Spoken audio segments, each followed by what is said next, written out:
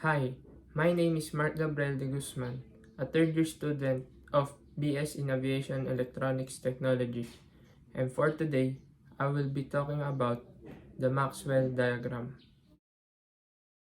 Introduction.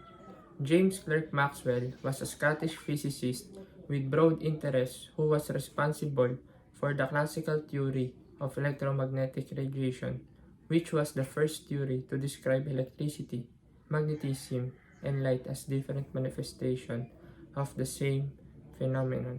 So James Clerk Maxwell was the inventor of Maxwell diagram.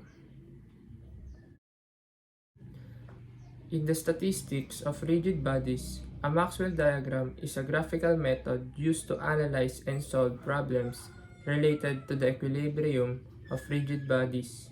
This powerful tool helps engineers and physicists understand and visualize the forces and moments acting on a rigid body, providing a clear and intuitive way to assess the balance of forces and ensure structural integrity. By representing forces and moments graphically, the Maxwell diagram simplifies the analysis of complex systems, making it an essential technique in the field of rigid body and mechanics. So, let's differentiate the components of Maxwell diagram.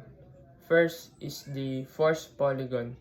Force polygon represent the forces acting on the rigid body. By constructing this polygon, engineers can visualize the magnitude and direction of the forces, ensuring that the overall force balance is maintained. Next, moment polygon. The moment polygon represents the moment about a specific point. This allows for the analysis of rotational equilibrium of the rigid body, ensuring that the sum of all moments is zero. And next is resultant.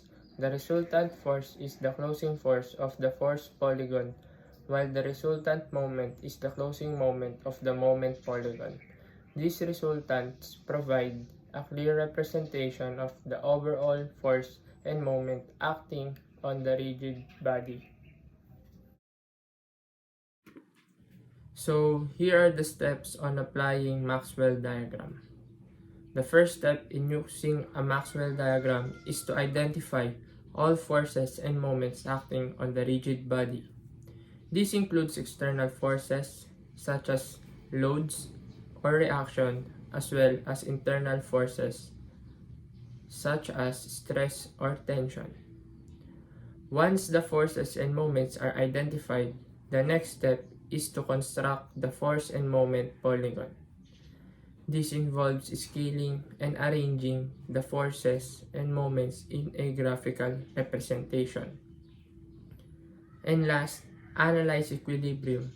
By examining the force and moment polygon, engineers can determine whether the rigid body is in equilibrium.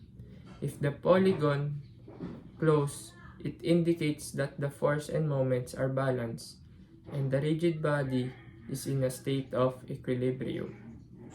So, ngayon po, nag-voiceover na lang ako. So, ngayon, ito na po yung example ko. Nililabel ko lang po muna yung mga para di po tayo magkalituhan. So, yan po. Yung tension doon sa A, B, C, saka D. Tapos naging din po siya na letter A, F, and saka po G. So, lahat po ng nilagyan ko po ng points. Saan po merong tension and